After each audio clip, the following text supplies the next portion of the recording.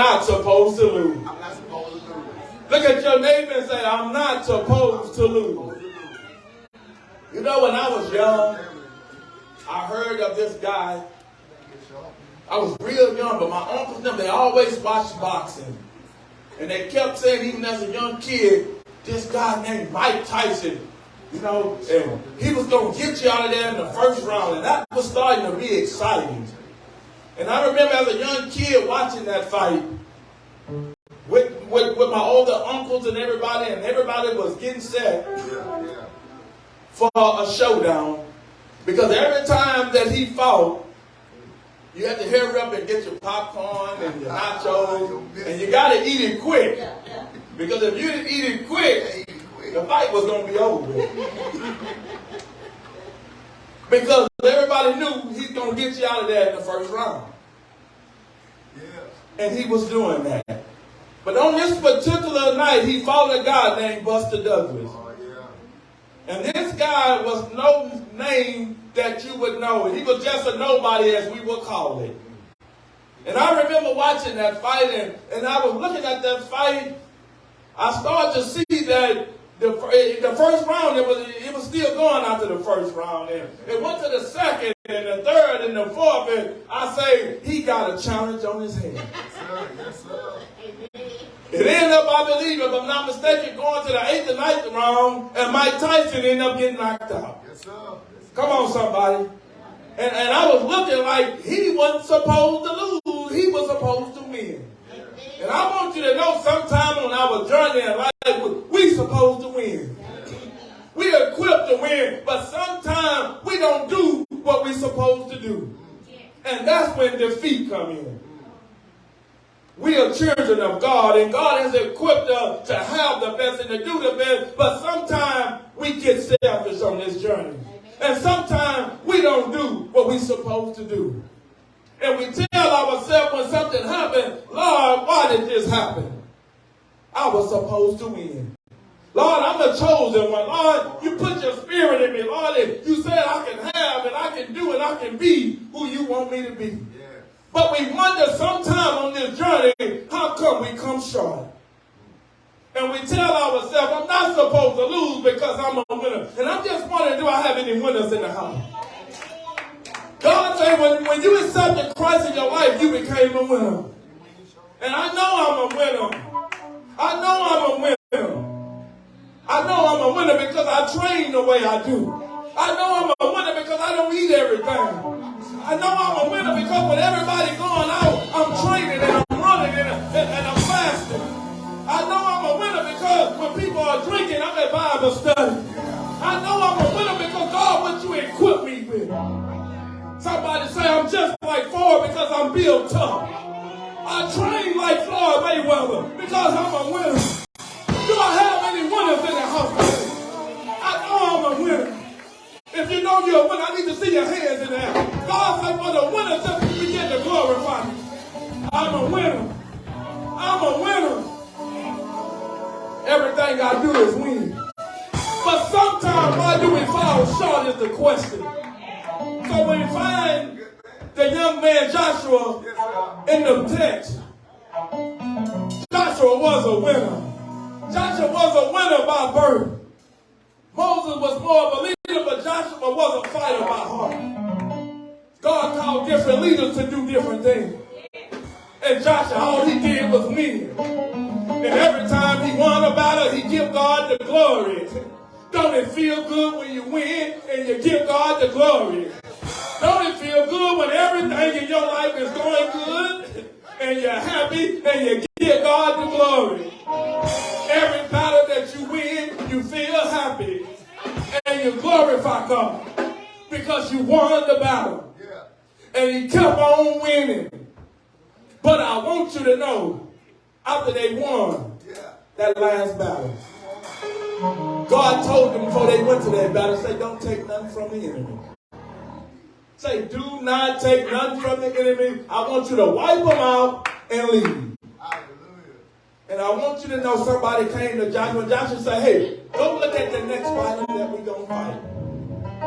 And when he sent his buddy to go find out, he looked at the Ammonites. He said, they are few in numbers.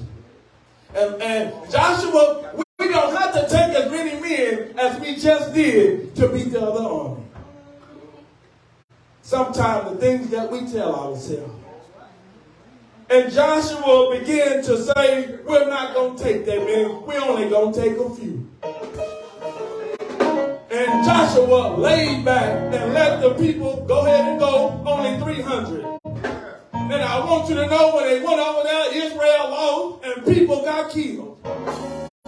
Come on, somebody. You didn't do what God told you to do. And you're wondering how come you fell short of the glory. You were where you're supposed to be. And you're wondering how come you fell short of the glory. You weren't saying what God told you to say. And you're wondering sometimes how you don't end up victorious. So when Jesus finds Joshua, he's laying on his face. Have you ever messed up so much that you're laying on your face? Have you messed up so bad that you're having a pity party? And you say, Lord, I wasn't supposed to lose. What happened? And God began to tell Joshua to get up. I came to tell somebody today to get up. I know you've been through all this before, but get up. I know some things didn't go right in your life as a childhood, but get up. Look at your neighbor and say, get up. Hold your head high because you're still a winner. You just had some lessons you had to learn. He tells Joshua to get up. Joshua said, I know you haven't brought me this far to leave me. Do I have anybody that felt like that alive? Let's be honest with yourself. When a situation arises, you tell yourself, Lord, I know you haven't brought me this far to leave me. I know you the same God that put the stars and the sun in the sky. I know you the same God that spoke and Lazarus got up out the grave. I know it's nothing you can't do. But why come I wasn't victorious? And God said, you still a winner. So Joshua is having a pity party because I'm supposed to win and we lost. Sometimes loss is the best thing that can happen to you. I hate to say it, loss makes you do self-inventory.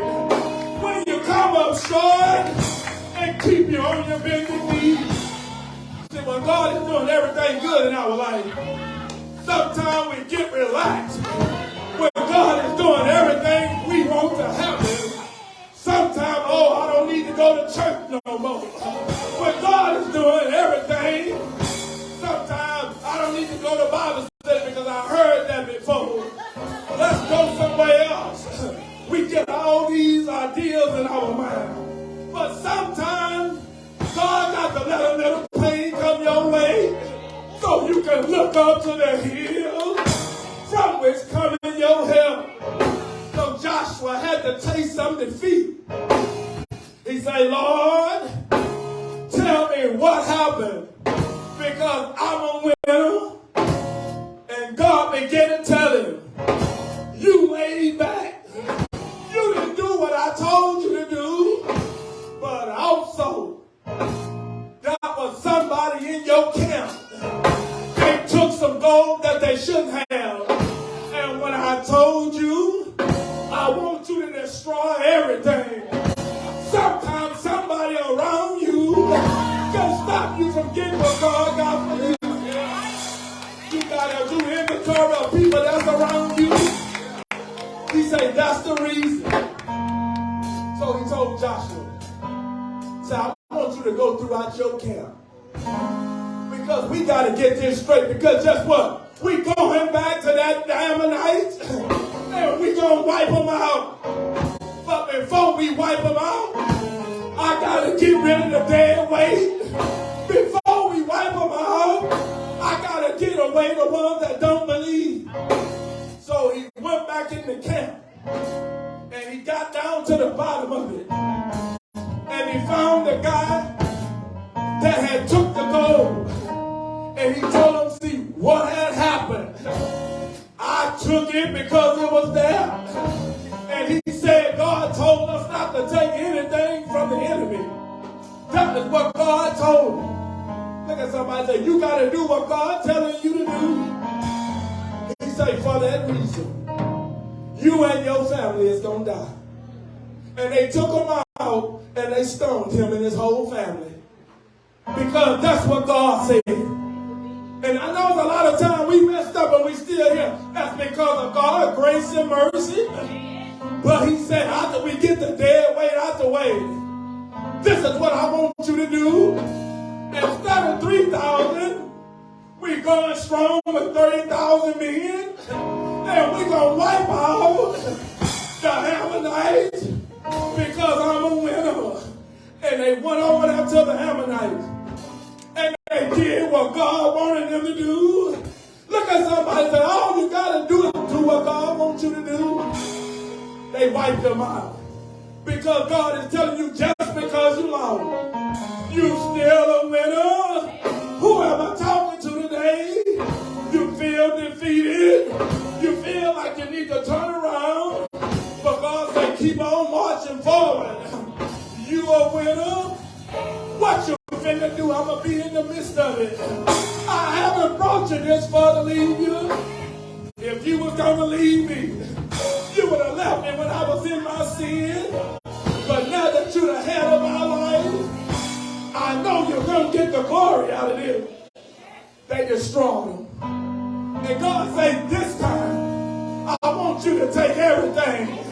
Look at somebody and say, I'm getting everything back that the devil stole from me because I'm a winner. I act like a winner. Even if I don't got no money in my pocket, I'm a winner. Even if I'm single, I'm a winner. Whatever I go through, I understand I'm a winner. All the winners, I want you to get up on your feet and give God some praise. If you know that you're a winner, and what I got in the bank that makes me a winner, it ain't the car I drive that makes me a winner. It's who I'm connected to that makes me a winner. I'm a winner because I gave my life to Christ. I'm a winner because the things I used to do, I just don't do no more. I'm a winner because it ain't about me no more. It's about the one that sent me. I must work the work of him who sent me while I was this day. For when night come, nobody can work. He said, no man can work. You're a winner. And you got to have a winner. You got to have a winner mentality. God say, somebody you doubt when things don't go your way. But God said, get up. Lift your head up. God said, when you chose me, you can't help but be a winner. Yeah, your back set. Your things that happened in your life was only a lesson learned. But the bet is still on. Because you're not supposed to lose. I can't lose with Christ. I need somebody just to give him a praise. God said, you're not a loser, you're a winner. God said, I had to mold and make you, but so you wouldn't get the big head. I had to mold and make you so you can let someone know it was Jesus. It had nothing to do with me. It was Jesus inside of me. We're winners. As Dr. Jones said, we want you to just give God some praise. God said, I got winners in the game.